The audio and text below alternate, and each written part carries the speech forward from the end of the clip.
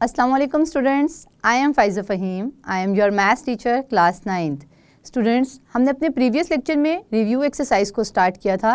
आज हम review exercise का क्वेश्चन नंबर 3 सॉल्व करेंगे। तो चलते हैं व्हाइट बोर्ड की तरफ। स्टूडेंट्स, रिव्यू एक्सरसाइज 7 का क्वेश्चन नंबर 3 है, answer the following short questions, यानी कि हमने शॉर्ट आंसर्स देने हैं। इसका जो फर्स्ट पार्ट है वो क्या है, define linear inequality in one variable. हमने लीनियर जो है इक्वेशंस के बारे में भी वन वेरिएबल में डिस्कस किया है उसे इस चैप्टर में, और लीनियर इनइक्वालिटी को भी वन वेरिएबल में डिस्कस किया है। तो इसकी डेफिनेशन के मुताबिक जो है वो लीनियर इनइक्वालिटी क्या है, a linear inequality in one variable x. यहाँ पर हमने एक्स को वन वेरिएबल जो चूज किया वो कौन सा किया है, एक्स, जिसके मुताबिक हमने उसकी जो है वो डेफिनेशन करनी है। तो हम इसे y भी ले सकते हैं, बस वन वेरिएबल होना चाहिए। तो linear inequality in one variable x is an inequality in which the variable x occurs only to the first power, यानी कि जो भी वेरिएबल हम यूज करेंगे उसकी पावर फर्स्ट होगी, यानी कि एक होगी, यानी कि वो 1 डिग्री इक्वेशन होगी, इनइक्वालिटी होगी। तो ये मैं यहाँ पे लिखती हूँ, 1 पावर का मतलब है 1 डिग्री इनइक्वालिटी होगी। एंड है स्टैंडर्ड फॉर्म, और इसकी स्टैंडर्ड फॉर्म हमने लिखी है ax plus be less than 0। यहाँ पे a कॉफिशिएंट है और b कांस्टेंट है, और इन दोनों जो है, इन दोनों का सम जो है वो लेस देन है 0 से। यहाँ पे जो इनइक्वालिटी यूज हुई है स्टूडेंट्स, ये ग्रेटर देन भी हो सकती है, लेस देन इक्वल टू भी हो सकती है, और ग्रेटर देन इक्वल टू भी हो सकती है। अब स्टूडेंट्स, हमारे पास जो सेकंड पार्ट है क्वेश्चन नंबर 3 का, वो है state the trichotomy and transitive property of inequalities. Trichotomy property और ट्रांजिटिव प्रॉपर्टी को हम वन बाय वन डिस्कस कर लेते हैं। ट्राइकोटोमी प्रॉपर्टी क्या है, ट्राइकोटोमी का मतलब होता है डिवीजन इनटू 3 कैटेगरीज, यानी कि 3 कैटेगरीज जो होंगी उस प्रॉपर्टी को हमने कहना है ट्राइकोटोमी प्रॉपर्टी। तो आपने इसकी जो डिवीजन इनटू 3 कैटेगरीज है, इससे इस ट्राइकोटोमी प्रॉपर्टी को याद रखना है। ये प्रॉपर्टी है कि अगर ए और बी जो है तो रियल नंबर हों, बिलोंग्स टू रियल हों, तो क्या होगा, one and only one of the following statements is true, यानी कि इन जो तीन जो हमारे पास नीचे स्टेटमेंट्स हैं, इन तीनों में से सिर्फ एक जो है एट अ टाइम ट्रू होगी। फॉर एग्जाम्पल, अगर यहाँ लिखा है कि a लेस देन b, तो a लेस देन b ही होगा। अगर a is equal to b है तो a उस वक्त सिर्फ इज इक्वल टू ही होगा, यानी एट अ टाइम वो a जो है वो इक्वल, लेस और ग्रेटर देन नहीं हो सकता है।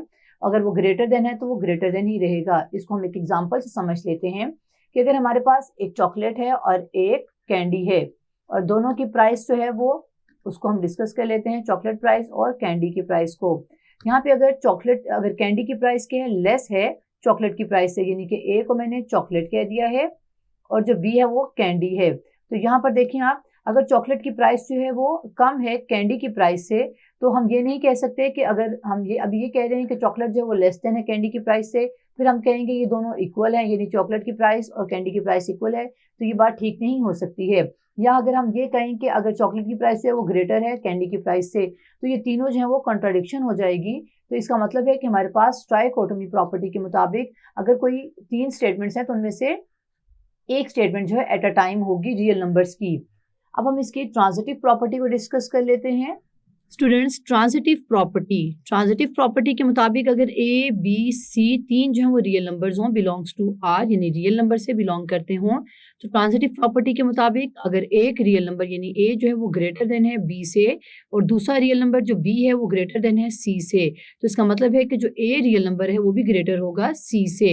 इसको हम एक एग्जाम्पल से देख लेते हैं। अगर हमारे पास 7 जो है वो ग्रेटर देन है 4 से, और 4 जो रियल नंबर है वो ग्रेटर देन है 2 से, तो इट मीन्स कि ये हमारे पास 7 जो है वो ग्रेटर देन होगा 2 से। हमारे पास जो दूसरा केस है जिसमें a जो है रियल नंबर वो लेस देन है b रियल नंबर से, तो क्या होगा, b रियल नंबर होगा लेस देन c से, तो a को जो है वो लेस देन होना चाहिए c से। इसको भी हम एक एग्जांपल से देख लेते हैं कि अगर एक हमारे पास 3 रियल नंबर है वो लेस देन है 4 से, और 4 जो रियल नंबर है वो लेस देन है 5 से, तो इट मीन्स कि जो 3 रियल नंबर है वो लेस देन होगा 5 से। तो यहाँ पर हमारे पास ये ट्रांजिटिव प्रॉपर्टी है। अब हम थर्ड पार्ट का शॉर्ट आंसर करेंगे। थर्ड पार्ट में हमारे पास है the formula relating degree Fahrenheit to degree Celsius. हमारे पास एक फॉर्मूला है, ये F is equal to 9/5 C + 32। ये कौन सा फॉर्मूला है, ये डिग्री फ़ारेनहाइट का डिग्री सेल्सियस में कन्वर्जन का है।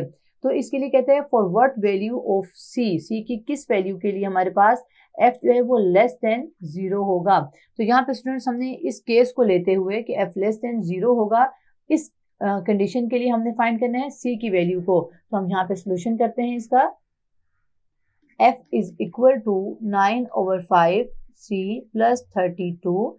अब हमने क्या करना है, हमारे पास जो कंडीशन है जिसमें f लेस देन 0 होगा उसके लिए हमने फाइंड करना है c की वैल्यू को। तो यहाँ मैं लिखूंगी सिंस f लेस देन 0 है, तो यहाँ पर अब हम क्या कर सकते हैं कि इस पूरे एक्सप्रेशन को जो कि सी f के इक्वल है हम उसे क्या रख देंगे, लेस देन 0 पुट कर देंगे, यानी 9/5 c प्लस 32 लेस देन 0 रख दिया। इस कंडीशन को फॉलो करते हुए मैंने अपनी इस स्टेटमेंट को चेंज करके ये स्टेटमेंट बना दी है। तो स्टूडेंट्स इस कंडीशन को देखते हुए मैंने क्या किया है, ये हमारे पास जो इक्वेशन थी इसको मैंने इनइक्वालिटी में चेंज कर दिया है। अब हम क्या करते हैं, इसको सॉल्व कर लेते हैं और फाइंड कर लेते हैं c की वैल्यू को। अब स्टूडेंट्स हम c की वैल्यू को फाइंड आउट करना है, तो 9/5 c एज इट इज रखेंगे, ये प्लस 32 है, इसे दूसरी साइड पे ले जाएंगे इनइक्वालिटी के, तो माइनस 32 हो जाएगा। अब हमने c को आइसोलेट करना है, तो c के साथ पहले हम इसे माइनस 32 लिख लेते हैं 9/5। तो यहाँ पे स्टूडेंट्स हमने c को आइसोलेट करना है, तो इसके साथ जो 9/5 है ये क्या है, ये मल्टीप्लाई हो रहा है, दूसरी साइड पे जाएगा इनइक्वालिटी के तो इनवर्स हो जाएगा, यानी कि मल्टीप्लिकेशन का इनवर्स क्या होता है, डिवीजन। तो यहाँ पर ये 9/5 यहाँ मल्टीप्लाई है, तो डिवीजन की फॉर्म में जब जाएगा तो 9/5 होगा, और डिवीजन का इनवर्स क्या होता है, मल्टीप्लिकेशन। तो हम इसे इस तरह से लिख सकते हैं। यहाँ पे स्टूडेंट्स हमने क्या करना है, c को आइसोलेट करना है, तो इसके साथ 9/5 है फ्रैक्शन, तो हम क्या करते हैं, यहाँ पर 5 डिवाइड हो रहा है, दूसरी साइड पे जाके क्या हो जाएगा, मल्टीप्लाई हो जाएगा, तो हम इसे मल्टीप्लाई लिखते हैं। और यहाँ पर नेक्स्ट स्टेप में 9 क्या है, c के साथ मल्टीप्लाई, तो दूसरी साइड पे लेके जाएंगे तो क्या हो जाएगा, डिवाइड हो जाएगा 5/9। या हम ये भी कह सकते हैं कि जब हम 9/5 जो हमारे पास फ्रैक्शन है, पूरी रैशनल कोफिशिएंट है, इसको जब हम दूसरी साइड पे शिफ्ट करते हैं तो इसका इनवर्स लेते हैं, 5/9 लिखते हैं। तो यहाँ पर हम इस स्टेप के बाद ये स्टेप डायरेक्ट भी कर सकते थे। यहाँ पे मैंने आपको करके दिखाया है कि किस तरह से 5 इस साइड पर गया और फिर 9 मल्टीप्लाई था तो डिवाइड हो गया। हमने यहाँ पे c की वैल्यू को फाइंड आउट करना है, तो हमारे पास c की वैल्यू आती है, यहाँ पे कुछ भी कटिंग नहीं हो रहा है, तो 32 को 5 से मल्टीप्लाई करेंगे तो आता है 5 to the 10 1, 5 to the 15 116 minus 160/9। तो c की क्या इनइक्वालिटी आई है, c लेस देन माइनस 160/9 के लिए हमारे पास जो कंडीशन थी कि f लेस देन 0 होगा, ये ट्रू होगा c की इस वैल्यू के लिए। तो यहाँ पे स्टूडेंट्स हमारा थर्ड पार्ट जो है वो सॉल्व हो गया है। अब हम इसके फोर्थ पार्ट को सॉल्व करते हैं। यहाँ पे स्टूडेंट्स हमारे पास जो फोर्थ पार्ट है क्वेश्चन नंबर 3 का, उसमें एक स्टेटमेंट है 7 times the sum of an integer and 12। यहाँ पर हमारे पास जो स्टेटमेंट है इसमें ये जो स्टेटमेंट दी है कि 7 times the sum of an integer and 12 is at least 50 and at most 60। इसको हम पहले समझेंगे कि इसमें कंडीशंस क्या हैं और फिर हम इसमें लेट करेंगे एक इंटीजर को। सबसे पहले हमने करना क्या है, right and solve the inequality that expresses this relationship. ये हमारे पास जो पहली दो लाइंस हैं इसमें हमारे पास एक रिलेशनशिप है जिसको हमने खुद से एक्सप्रेस करना है और फिर सॉल्व करना है उस रिलेशनशिप को और इनइक्वालिटी को फाइंड आउट करना है। तो यहाँ पे स्टूडेंट सबसे पहले मैं देखती हूँ क्या लिखा हुआ है, 7 times the sum of an integer. 7 times को भी हम नहीं देखेंगे और सम को भी नहीं देखेंगे, हम सबसे पहले एक इंटीजर को देखेंगे। तो यहाँ पे सोल्यूशन में मैं लिखती हूँ, लेट कर लेते हैं इंटीजर जो है हमारे पास वो क्या है, इज इक्वल टू y है, और उसके बाद क्या है हमारे पास उसने कहा है कि इंटीजर और 12 जो है उनका क्या है, सम। तो यहाँ पे मैं सम लिखती हूँ, सम ऑफ इंटीजर एंड 12, इन दोनों का सम पहले लिख लेते हैं। तो इंटीजर क्या था, y प्लस सम कहते हैं प्लस को, और यहाँ पे 12।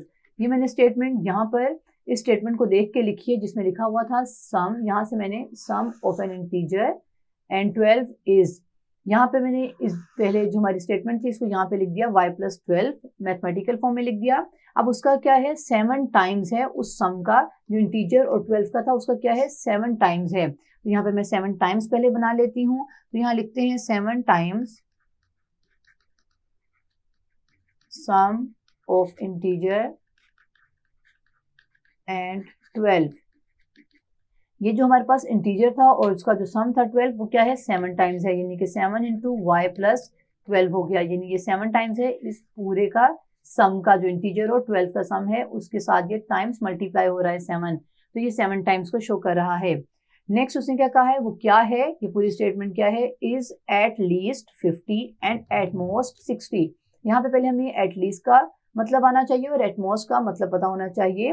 एटलीस्ट का मतलब है नॉट लेस देन, यानी कि वो 60 से लेस देन नहीं होना चाहिए, and at most not more than, at most का मतलब है नॉट मोर देन और एटलीस्ट का मतलब है नॉट लेस देन। तो फिर हमने इस पहले अपनी रिलेशनशिप को राइट करना है और फिर सॉल्व करना है। तो हम यहाँ पे सॉल्व करते हैं इसे। यहाँ पे स्टूडेंट्स जो हमारे पास कंडीशन थी वहां पे हम लिखते हैं according to condition, according to condition, condition के मुताबिक उसने कहा था ये जो सम है और उनकी जो मल्टीप्लाई हो रही है 7 टाइम्स, ये क्या है 7 इंटू वाई प्लस 12, ये क्या है नॉट लेस देन 50, यानी कि मैं यहाँ लिख सकती हूँ अगर वो लेस देन नहीं है तो या तो वो ग्रेटर देन होगा या इक्वल होगा 50 से, और यहाँ पे एट मोस्ट उसने वर्ड यूज किया था, और यहाँ पे सुन जो उसने एट मोस्ट 60 कहा था, यानी कि 60 से ज्यादा नहीं होगा, तो इसका मतलब वो क्या होगा 60 से अगर ज्यादा नहीं है या तो वो लेस होगा या फिर इक्वल होगा। तो यहाँ हम लिखते हैं ज्यादा नहीं है तो फिर क्या है लेस देन है या इक्वल है 60 के। तो ये एक रिलेशनशिप मैंने बनाया है कंडीशन को फॉलो करते हुए। अब हम इसे क्या करेंगे, अब हम इसे सॉल्व कर लेते हैं। सॉल्व का मतलब है हमने y की वैल्यू को फाइंड आउट करना है। तो यहाँ पे स्टूडेंट्स ये डबल इनइक्वालिटी है, तो डबल इनइक्वालिटी के क्वेश्चन हम कैसे सॉल्व करते हैं, हम इन्हें सेपरेट करेंगे। 50 less than equal to 7 into y plus 12, और यहाँ पे मैं लिखती हूँ 7 into y plus 12 less than equal to 60। अब हम यहाँ पर इसे सेपरेटली यहाँ पे सॉल्व करेंगे, तो लिखते हैं 50 लेस देन इक्वल टू 7 को इन दोनों टर्म के साथ मल्टीप्लाई करें तो आता है 7y प्लस 7 को 12 से मल्टीप्लाई करें तो आता है 84। अब हमने यहाँ पर y को सॉल्व करना है, तो इसके साथ जो कांस्टेंट है और यहाँ पर जो हमारे पास कांस्टेंट है 50, इन दोनों को एक साइड पे लिख लेंगे। 50 माइनस 84, यहाँ पे प्लस 84 है, दूसरी साइड पे जाकर माइनस हो जाएगा 7y। 84 में से अब हमने 50 को माइनस करना है, तो यहाँ पर हमारे पास आता है 4 3 34, और ये माइनस 34 है क्योंकि 84 के साथ है minus, less than equal to 7y। अब स्टूडेंट्स हमने y को क्या करना है आइसोलेट करना है, तो y के साथ 7 क्या है मल्टीप्लाई हो रहा है और ये पॉजिटिव है, इसको हम दूसरी साइड पे लेके जाएंगे तो साइन चेंज नहीं होगा, लेस देन y। एक इनइक्वालिटी हमारे पास आ गई माइनस 34/7। अब हम दूसरी इनइक्वालिटी को फाइंड आउट कर लेते हैं। यहाँ पर देखें तो 7 को हम मल्टीप्लाई करेंगे इन दोनों टर्म के साथ, तो 7y plus 12 7 84 less than equal to 60। यहाँ पे अब हमने y की वैल्यू को फाइंड आउट करना है, तो 7y को एज इट इज रखेंगे, यहाँ प्लस 84 है, दूसरी साइड पे ले जाएंगे तो माइनस 84 हो जाएगा। अब प्लस माइनस माइनस 84 में से 60 को माइनस करें तो हमारे पास क्या आता है, 84 में से 60 को माइनस करें तो हमारे पास आता है 4 और ये 2 24, लेकिन माइनस 24 आएगा क्योंकि ग्रेटर वैल्यू के साथ माइनस है, greater than equal to 7y। y की वैल्यू को यहाँ से हमने आइसोलेट करना है फाइंड आउट करने के लिए, तो यहाँ पे 7 मल्टीप्लाई है, दूसरी साइड पे ले जाकर डिवाइड कर देंगे। तो y की जो दो इनइक्वालिटीज आई हैं, एक है y greater than equal to minus 34/7 और एक है less than equal to minus 24/7। अब हम इसे सोल्यूशन की फॉर्म में लिख देते हैं क्योंकि उसने हमें सॉल्व करने का कहा है। तो यहाँ पे स्टूडेंट्स हम इसे सोल्यूशन सेट की फॉर्म में लिखते हैं। Solution set is equal to x such that, यहाँ पर हम पहले लिखेंगे माइनस 34/7, ये क्या है, ये less than equal to y है और y less than equal to minus 24/7 है, और ये हमारा जो है क्वेश्चन नंबर 3 कंप्लीट हो गया है। स्टूडेंट्स, आज इस लेक्चर में हमने क्वेश्चन नंबर 3 में कुछ डेफिनेशंस को रिवाइज किया है। नेक्स्ट लेक्चर में हम इसके बाकी क्वेश्चंस को सॉल्व करेंगे। See you again in next lecture.